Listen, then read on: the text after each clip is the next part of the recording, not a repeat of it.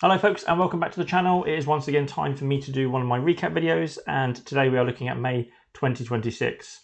As always, I will be doing my highlights of the month, and then I will go into my top 5 plays that I enjoyed. And there will be no mention of UK Game Expo in this video because unfortunately I did not attend. I was unable to this year based on my own decision, and that links very nicely into my first highlight of the month, and that is that I finished my university course. My last assignment was due in last Thursday. It was very stressful getting it done. I was a little past the midday hand-in time, but there's a little bit of a leeway that you get. So I did eventually hand it in, and that was the reason I didn't go to the expo, was because my hand-in date was the very day that we would have had to leave to get there for the Thursday press evening. I did it last year. It was very, very stressful. I had some issues with my essay.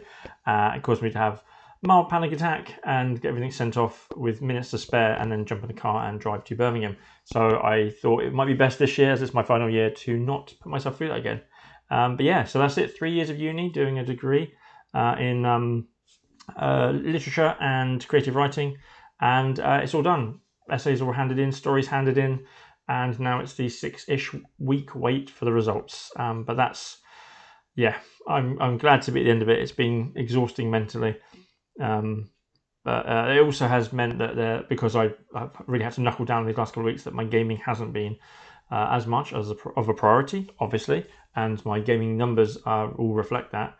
But yeah, it's the big highlight of the month, really, for me. It's all done and dusted, and now I have just a few weeks of some free relaxing time while I wait for my results, where I'm going to get really stuck into solo ball gaming again. I've got a load I want to play. And I've got a whole bunch of other things. I've got a list stuck to our fridge of things. I kept seeing things around the house, like there's like chores to do, but there's also just there's films I want to watch. Tomorrow I'm watching the entire Back to the Future trilogy, so I'm just gonna unwind, decompress from 3 years of study that have just got harder and harder, and I'm just gonna relax soon. Yeah, so that's my first highlight month. Next up, very early in the month, we were fortunate enough to at least get one gaming day in. So we had our friends over for an entire Saturday, 12 hours straight of gaming. And these are our friends that are kind of like the sort of light to medium games, which is why when we play with them, our numbers are always a bit higher. They're always going to double figures, because we have a lot of small box card games. So we played Flip 7 with Avengers with them. We played Sneaky Goose. Absolutely love Sneaky Goose. They're the people that taught it to us. The reason I own a copy now. I just did a video on that I released at the weekend, so you can go and check that out. We played the new Catan, the sort of like small card game version that's just coming out. Bit 6 Nimmt, and we got some Hungry Monkey in. But we got some bigger games in as well. We played. We taught them Moon Colony Bloodbath. We taught them Bunny Kingdom. Haven't played 4-player Bunny Kingdom in a long time. In fact, I think we've only ever done that once, and we do like the 2-player version, but that kind of draft of 10 cards in your hand, 10 cards in a pile, and you're taking one every time. It's a completely different game at 4-player. It's just you are all constantly stepping on each other's toes. And one thing I really like about the 2-player game of that is that you can sort of hate draft and shift cards out. You've got that. You can do it. You can do 2 cards, one for you and one to get rid of. So you can always get rid of cards your opponent's going to want. But here it was really frustrating, because a couple of times I'd be like, I really need this card, but I don't want the player that's going to have this card. And yeah, somebody's just got to let that go. But yeah, it got messy. It was a very fighter game, territory-wise. Really loved it. But yeah, so that was a really nice day early on in the month, just to have a nice relaxing break from things and have them over for some food, games, and good times. What's next? Next on my list. If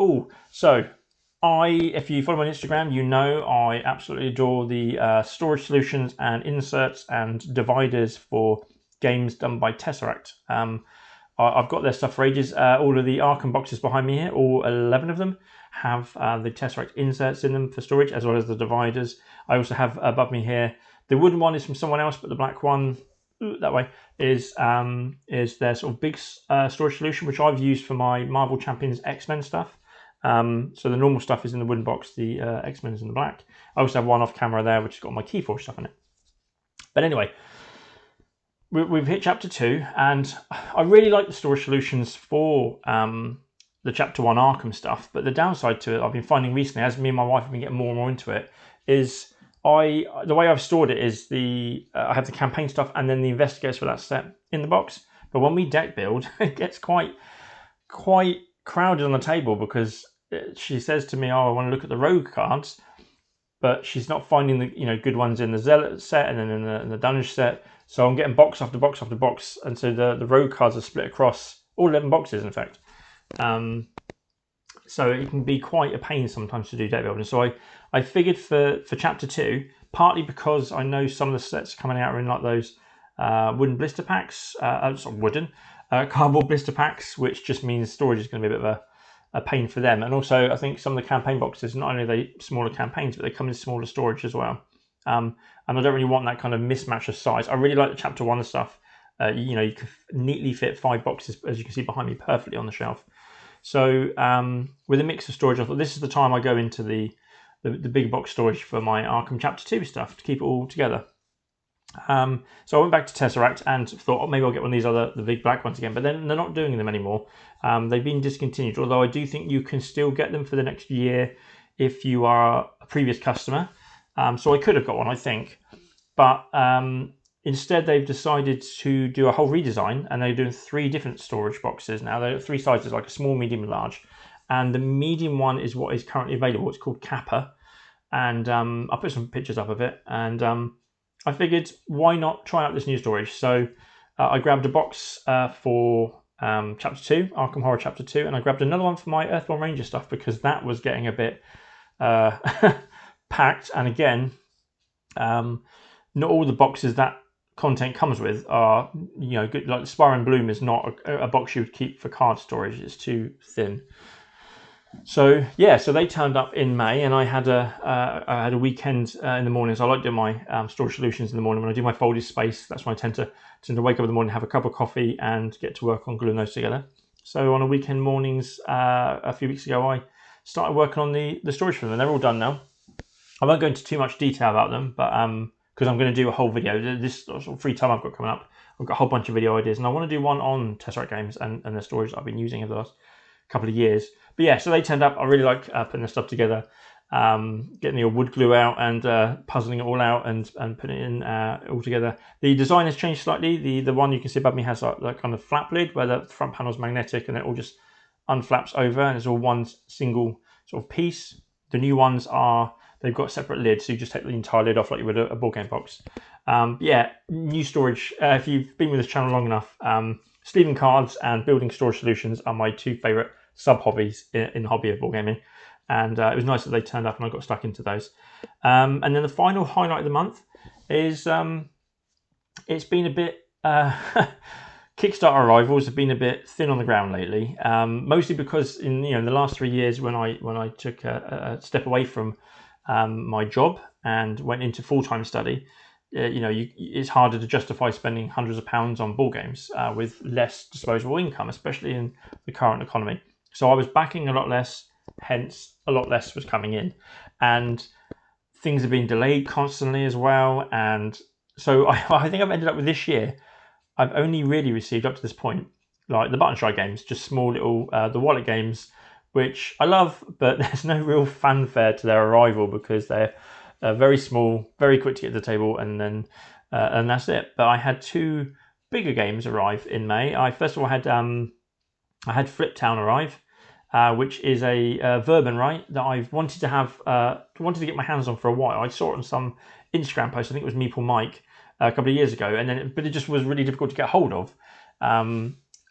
Just retail wise, it just wasn't available, and I kind of gave up on it. And then the company who do it, they did a new campaign for Flip Voyage, which is a Jules Verne 20,000 Leagues inspired one.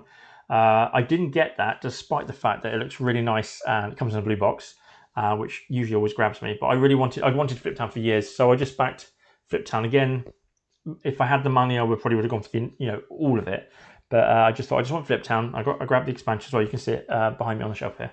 So that turned up, and we've had a couple of games of that. Really enjoy it. I'm glad I got it because we do like our Verban rights in the Blue household.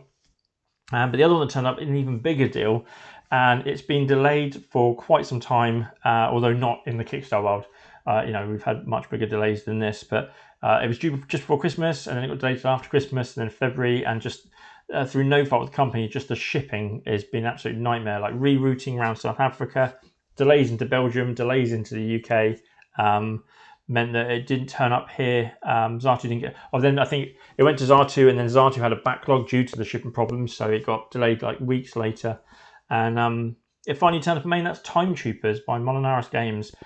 This is a solo game, solo deck construction game, or solo deck building game, I guess. That has been championed by our dear friend Mrs. Get Into Games, who has she's done so much for this game. she brought my attention to it, and it looks really exciting. It arrived just before the end of May, so I just didn't have the time to. I wanted to really get stuck and enjoy it and play it sort of daily, and I didn't have the time for that in May. So I'm actually getting, as soon as I finish filming this video and get this posted, I'm going to set it up on the table here, and I'm going to be playing that this afternoon, my first mission in Time Troopers. But yeah, it was nice to have a nice big box Kickstarter arriving with the playmat and everything else. But yeah, Kickstarters are back, baby. I mean, that is it, because I've been looking at my spreadsheet. I have a spreadsheet, and most of what else I've backed, things like the Elder Scrolls expansions, and the Uprising expansions, they're all due at the end of the year anyway. The one game I had coming in July, which was the Andromeda's Edge expansion, has now been delayed to November, and probably will be again. In fact, those games that are due in December, let's face it, they're going to be delayed into 2027. So I've got another dry spell coming up. So it was definitely a highlight that I got some really nice, big and enjoyable Kickstarters arriving in May. And that's it, really. As I've mentioned, the uni's kind of kept me gaming less, so the highlights are less. But yeah, that was all the cool stuff that happened related to the hobby in May 2026. And now it's the time where I look back at my top 5 plays of the month. As always, I'm going to start with my little disclaimer here at the beginning. This is not my top 5 ranked games. These are not the sort of like highest rated games of the month. These are just 5 plays of games that I really, really enjoyed, that really stood out for me in this month. And I will say that with less games played, there was a smaller pool to choose from. But yeah, so let's get stuck in. At number 5 was we played Heat Pedal to the Metal with our friends that come over on our sort of game day on Saturday. We played this for the first time in a long while with Board Game Waffle last month, and it was really nice to get it back out again, another 4-player game. And the reason it's a highlight is I once again had a terrible start from the back, and what I like about this game is that there's just, just don't give up. Things are going to happen to other players. The legends are going to bring the other cars into the mix at points. And we got to the end of the first lap, and I was like in the lead, but everyone at the table knew that my car was pretty much on fire, and it just it very much went like that on the last lap. Just everyone reclosed on me again, and then I was unable to. I was trying to take corners as aggressively as I could without being able to pay penalties. It was very tough, and I thought I judged it well, and then I just had no speed. I think it was was it the France track? It's the one that has a really, like, you come out the last corner and then it just goes really far around, like 20 or 30 spaces that you just floor it. And I just didn't have the cards coming up that I needed. I didn't start coming out that corner in the right gear, because I was trying to burn off heat. At least I explode. And yeah, I just everyone just overtook me. It was like I'd lost a gear, and I was just chugging along and hoping to get to the finish line first. And I think I ended up getting overtaken by all 3 other players, and then one of the Legends cards crossed the line at the same time as me and went further. So I went from I think half around because it's a 3-lap race. It was half around the 3rd lap I was in first, and by the end I was 5th. And that's the beauty of Heat. You really can't see who's going to win it until the end, because the way that the decks are shuffled and what cards come up. If I just got another 4 and a 5 on that penultimate turn, I might have got close to the finish line and been in with a chance. But yeah, it was just a really fun, chaotic game with people that we've played the game with before at high player counts, so that we didn't have to teach them, and we all got stuck in. So yeah, that was number 5. Number 4 is a new game we played. It's one I've been looking forward to for ages. Orloi, the Prague Astronomical Clock, was released at Essen last year, but it took a little bit longer to come to the UK with distribution. And we finally got our hands on a copy a few months ago. And then I was completely intimidated to play it. But this month we did, my wife and I did learn it and we did play it. We made a few mistakes in the first play. It's the second play that was the really, really fun one because everything kind of clicks. Because of that first play, we knew how things interacted with each other, how beneficial the tracks are on the right-hand side of the board. All the iconography was just super clear. It clicked with us. We got what everything is now. And yeah, and it was just... I just really like that game. It's heavy enough. It's not super heavy, but it's heavy enough that it's one of those games that I'm probably, despite the fact that I won the first two games, I'm probably not going to win much ever again. Like when I play Castles Burgundy or Underwater Cities, heavy games that I really enjoy, I'm just not very good at. And I think Orloy is going to fall into that. I love the rondel and how that works with choosing the actions, and the gears that you can break to. Sort of move further and stuff, but you have that progression in the game where as you're moving up those tracks you become better at those things, so it gives you more mitigation on the moon track and on the main rondel, so you don't have to break as many gears. Yeah, it's just, I just love it. I love the component quality, I love the art, but that second game, when everything all clicked together and we got all the rules right, was really good, really good fun. And yeah, it's just making me want to play it now, just talking about it. Right, let's move on to our number 3. Now, we played a couple of games of Arkham this month. If you've been with the channel just a few months, you'll know how much I love Arkham Horror, the card game.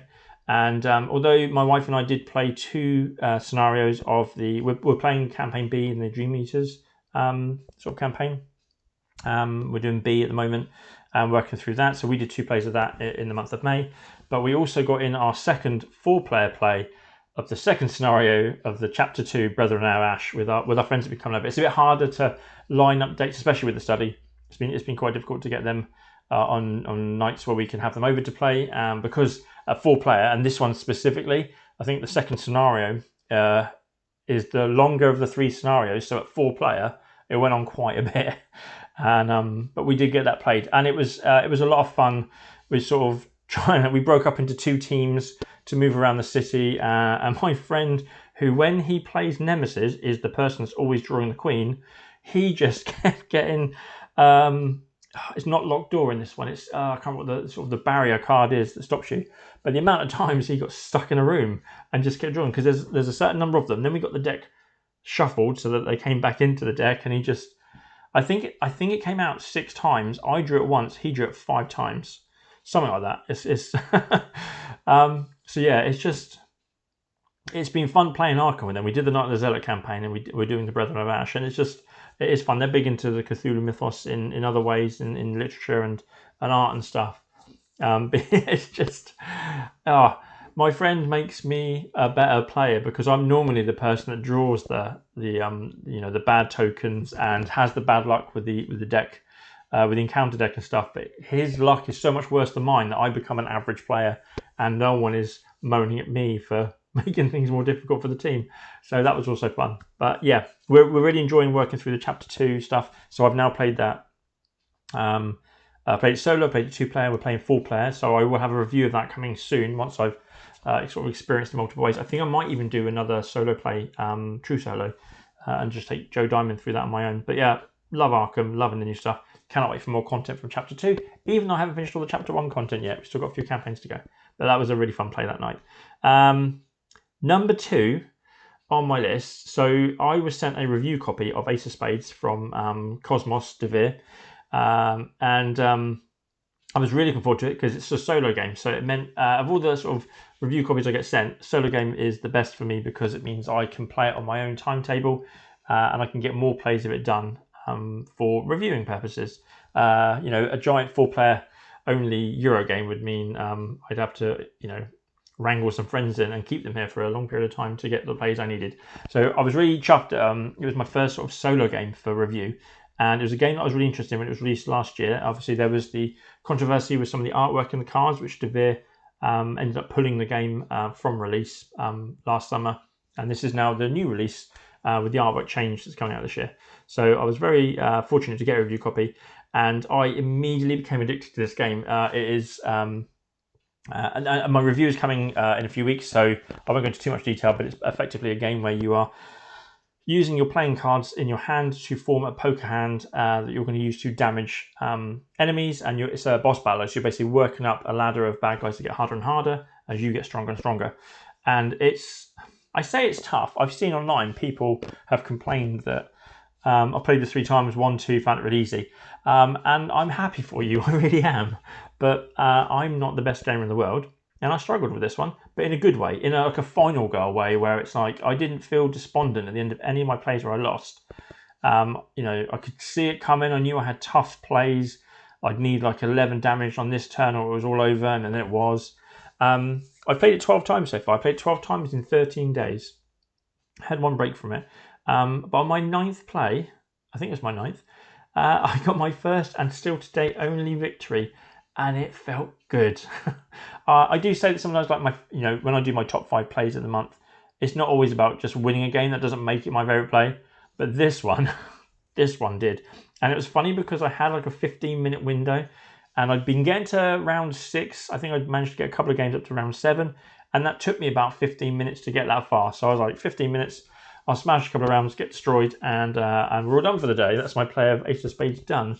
And then I got to round 8, I got to round 9, and I got round 10, and I was like, oh crap, I've got to be somewhere. But I've never got this far before, and not only did I end up getting to the final boss, but I've only been playing on normal difficulty. There's 4 difficulty levels: easy, medium, hard, and nightmare, I think it is. Which just reminds me of Doom, the original Doom games, having nightmare difficulty.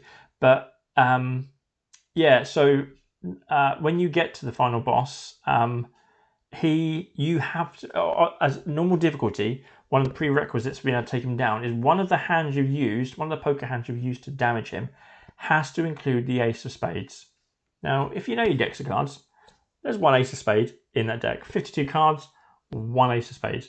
If that card is at the bottom of the deck, which you don't know, you might never see it, which means you could do really well. You could get him down to you could get him down to 0 health, but if you haven't used an Ace of Spades, you don't win the game.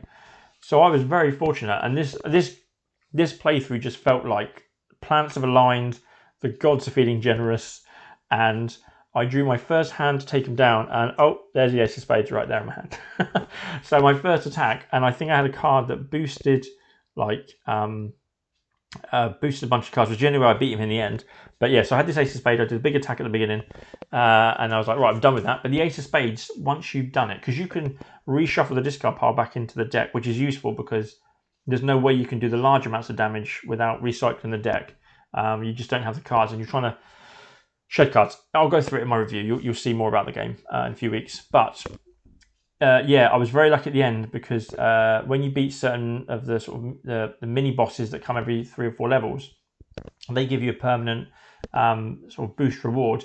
And I was just very lucky also that my last hand of the game, I think you need like 15 or 16 health, and I had the right bonuses to make the cards in my hand, like extra points for clubs, extra point for kings or something like that. And it just did like 1 more damage, I believe, than what I needed. So it just all came together. It was juicy. It was fun. It was fun to get that victory. And again, winning a game like that over and over again just doesn't interest me. But winning, trying hard, play after play after play, and then getting that one. And like I said, I haven't won it since. So that was play 9. I've done it 12 times. Who knows when I'll get my next win? But it felt so satisfying to beat that guy and to do it in such a cool way with the right cards and doing the right attacks. So yeah, Ace of Spades, brilliant game, and that was a fun play. So that leads us to just my final one, my number 1 play of the month. So if you like a certain sci-fi franchise and you're a board gamer, chances are that on May the 4th, you played at least one Star Wars game, and we were no different, especially because it was a bank holiday here in the UK, so we just had time to get out sort of the bigger things. We've had a few Star Wars days where it's like we've been busy, like at work, and then going out in the evening, so we've just chucked a quick, like there was Empire vs. Rebellion, or that Wookiee game whose name I will not speak because I hate it so much. But we got to play some big games. We did Rebellion first in the morning, we did Outer Rim in the evening. My number 1 play of the month is Star Wars Rebellion. And again, I did win the game, but that's not the reason it's my standout. It's because how I won and what happened in the last half an hour of that game. It was absolutely amazing. So I'd been systematically working from left to right, trying to find the rebel base. My wife was doing a fantastic job of hiding me. She wasn't making my life too difficult. She was just doing her own thing. Not a lot of sabotage going on. And then I thought, right, I'm moving across, and I had an idea of about 3 or 4 based on the pro cards I had in my hand that she didn't know I knew. I had a few planets I had an idea of, but one of them was right at the bottom of the board was Endor, and the amount of actions that would have taken me to get something over there to check it was a bit of a pain. And then I drew the card that lets you just say, "Are you here?"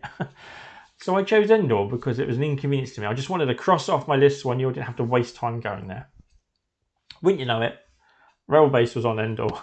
So then I had very little time based on the fact that the way the game ends is that there's 2 tokens moving towards each other on the track, and when they cross over, if you haven't destroyed the Rebel Base or taken over, the Rebels just win. They've gained enough loyalty to overturn the Empire. So I didn't have much time. I think I had 1 round to do it in, or to find a way to delay that from happening. And yeah, I managed to do it and so it just ended up this massive fight on Endor, and I was very lucky that my wife didn't have enough troops. It went down to the final die roll. It's to say it could have gone either way. Like, we were obliterating troops and ships, and it went down to the final land battle. And if I just messed up my attack, she would have won the game because I'd had nothing left, and it was a die roll that decided it. But the funnier part was that I didn't have enough time to get my Death Star over. My fully active battle station was ready to go, so I just blew up a rebel planet that I was close to because I wanted to pull the trigger. It's not often you get to do that. So it served no purpose. Maybe it demoralised her a little. Maybe that's why I managed to win the Battle of Endor. But yeah, so that was the finale of the game. The final round was me blowing up a planet for no reason, just because I wanted to play with my new toy, and then somehow scrapping it through an almighty battle where most of both fleets and both armies were lost to just clinch victory. And that's my first ever Empire win as well, so I was quite chuffed with that. And it was a long play, good couple of hours. And I think we both just very. If I had lost that game on that die roll, it still would have been one of the best plays of Rebellion I've ever had. It was good fun. So yeah, that's my number 1. That's my top 5 plays of the month of May 2026. Awesome. End of the video time. So as always, thank you very much for taking your time to watch me talk about the board games we're playing. I know that these recap videos aren't really the ones that people search for on YouTube, so that they get the least amount of views. But I just like talking about board games, so I just like putting these out. It's just a nice regular monthly thing to do. Last month saw my production drop considerably. I think I did the April update at the beginning of the month. I got in the Sneaky Goose video, which was it was a short video, so it was very quick to film and edit. And that came out on Saturday, and then today's video, so I've not done much. June is going to be a lot different. But yes, as I was saying, thank you very much for watching. If you liked what you saw, please like the video, please subscribe. It really helps us out with being seen by more people. But more importantly, what I love is if you comment. So please, in the comments below, there's the games I've talked about today. Favourites, not favourites, what have you been doing in the month of May?